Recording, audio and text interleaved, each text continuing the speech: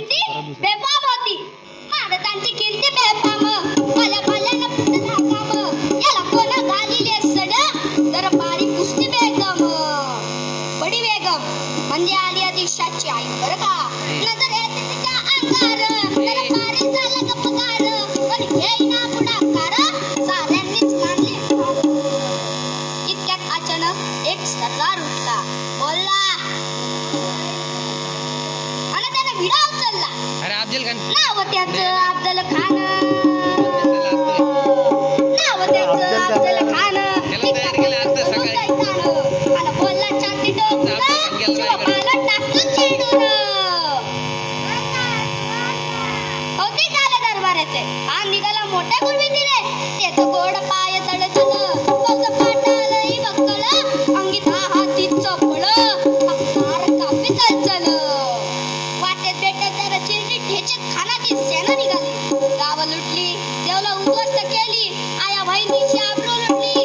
कोण रोखणार वानर. आता शिकत काय खरं नाही. इकडं निजाम इकडं मोगल पलीकडे इंग्रज. जो तो हेच बोलू लागला. पुढे पुढे राजाची सेना मूठ बरं. खानाला कशा तोपणार. काय लढावा उन्नर. चिंतत पंचात सरदार. अच्छा वाघ रायबा माईक दे त्यांना. ए इथे या. सोम तू बाजूला थोडे रायबा इकडे इकडे माईक कडे. हा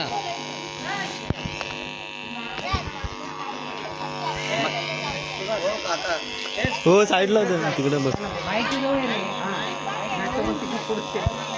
असला नाही तो अवघ्या मराठ्यांचा स्वाभिमान आहे. या मातेने आपला पुत्र गमावला तरी बेहत्तरच. अच्छा वाघिणीचा तो छावा. अच्छा वाघिणीचा तो छावा. कधी मालक सांगेल खावा. डोक्याचं कधी नीट खावा. भेटीचा धाडस सांगावा.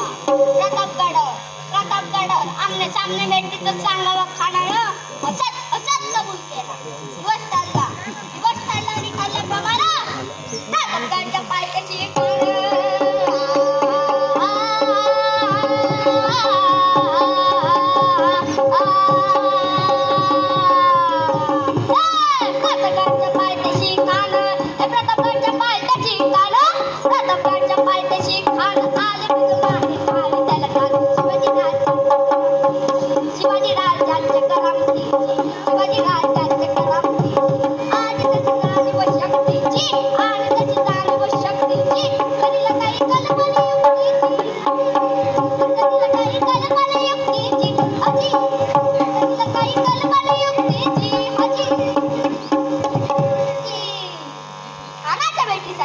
महाराजांना एक शानदार साम्या निभावला होता.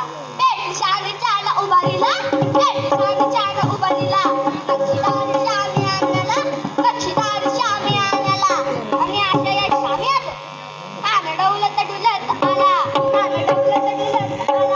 सय्यद याच्या संगतीला. शिव माझ्या संगती महाळा. राजाला पाहून खान म्हणतो कसा.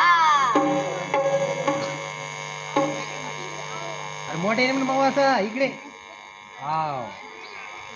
खान हाक मारितो हसरी. हाक मारी